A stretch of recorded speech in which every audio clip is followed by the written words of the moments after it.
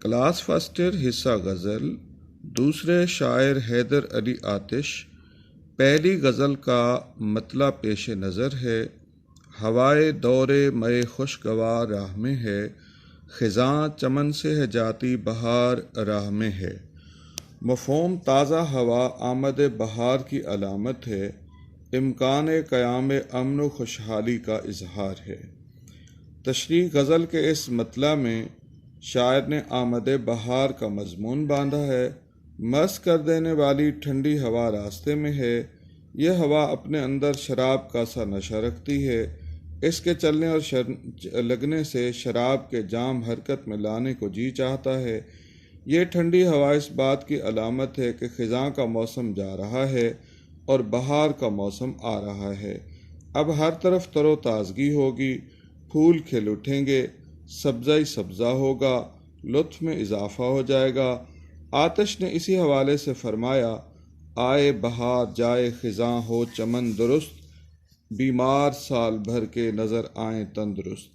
باغ میں خزاں کا موسم ہو تو ہر طرف اداسی ہوتی ہے، درختوں اور پودوں کے پتے جھڑ جاتے ہیں، کلیاں اور پرندے نظر نہیں آتے، سبزہ سوکھ جاتا ہے، سرد اور خشک ہوائیں چلتی ہیں۔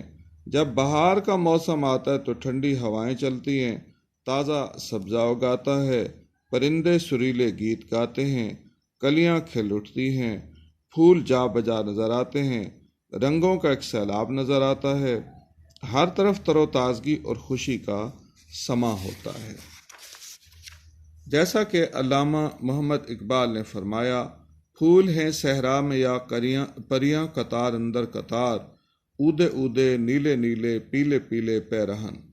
آتش نے اس شعر میں اس امید کا اظہار کیا ہے کہ وطن یعنی ہندوستان میں بد امنی اور بدحالی ہے، مغل حکومت زوال کا شکار ہے، مغل شہزادے آپس میں لڑ رہے ہیں، بیرونی حملہ آور لوٹ رہے ہیں۔ امید یہ ہے کہ آنے والے دور میں مغل حکومت کو استحکام ملے گا، بد امنی کی جگہ امن اور بدحالی کی جگہ خوشحالی میسر آئے گی۔ ملک کے بعض علاقوں میں قیام امن سے اس بات کا یقین ہوا ہے کہ ہمارے وطن سے خزاں جیسے حالات دور ہو جائیں گے اور بہار جیسی رنگینی نظر آئے گی۔ حیدر علی آتش کی اسی دوسری غزل کا دوسرا شعر ہے، عدم کے کوچ کی لازم ہے فکر ہستی میں، نہ کوئی شہر نہ کوئی دیار راہ میں ہے۔ مفہوم شعر کے بعد لکھا جائے گا، اسی زندگی میں زاد آخرت جمع کرنا لازم ہے۔ تشریح ہے، وجود اور عدم سے مل کر ہی انسانی زندگی تشکیل پاتی ہے۔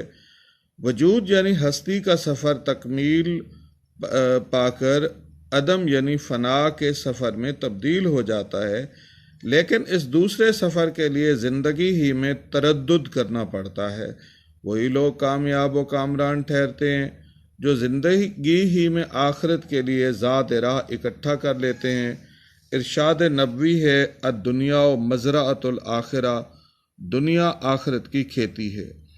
انسانی زندگی ہزار طرح کے سفر سے عبارت ہے، انفرادی سفر ہو یا کسی کاروان کی صورت میں۔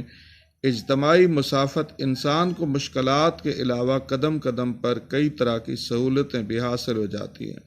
ذات راہ ختم ہو جانے کی صورت میں کسی قصبے، راہ یا ملک سے تازہ سامان تیار ہو جاتا ہے، پانی، خوراک، سواری کا نیا بندوبست ہو سکتا ہے۔ اس لیے سفر اپنے اندر حوصلے اور امید کے پہلو لیے ہوئے ہوتا ہے۔ فرمان الہی لیس للانسان الا ما سعی، انسان کے ذمہ سوائے کوشش کے کچھ نہیں۔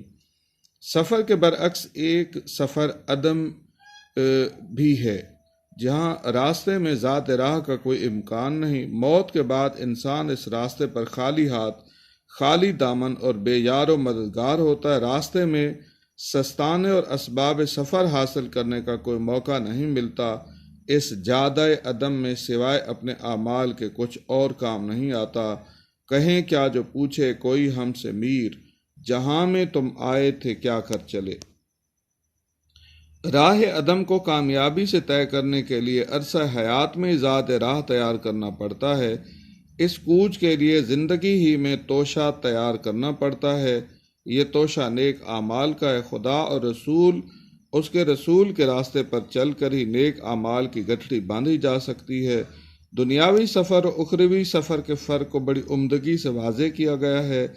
اگر دنیاوی سفر میں انسان اپنے ساتھ زاد راہ رکھتا ہو اور وہ کم پڑ جائے تو راستے میں کسی شہر یا بستی سے اس کمی کو پورا کر سکتا ہے۔ اگر سفر عدم میں زاد راہ کی کمی ہو تو اس راہ میں کوئی بستی یا شہر نہیں ہے جہاں سے کمی کو پورا کیا جا سکے۔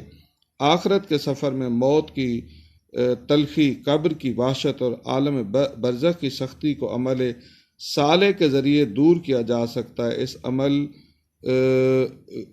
صالح کو اسی زندگی ہی میں نامہ اعمال میں بطور ذات راہ آخرت لیا جا سکتا ہے۔ روایت ہے کہ شخص بارگاہ رسالت میں حاضر ہو کر عرض گزار ہوا، یا رسول اللہ، میں نے ایک بہت بڑے کمرے میں پڑی ہوئی کھجوریں اپنے مرحوم والد کی طرف سے بطور صدقہ بانٹ دی ہیں، یہ ایک ناقص کھجور بچی ہے۔ آپ نے فرمایا، کاش تمہارا والد اپنی زندگی میں یہی ایک ناقص کھجور اپنے ہاتھ سے راہ خدا میں دیتا تو یہ زیادہ بہتر ہوتا۔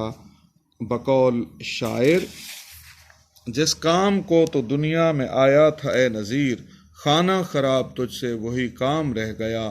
آتش کا یہ شعر زندگی میں محبت، امن اور صلح جوئی کا پیغام دیتا ہے۔ عدم کے راستے پر گامزن ہونے سے پہلے زندگی کو خوبصورت اور حسین بنانا لازم ہے۔ یہ رویہ انفرادی اور اجتماعی سطح پر حسن اور توازن پیدا کرتا ہے۔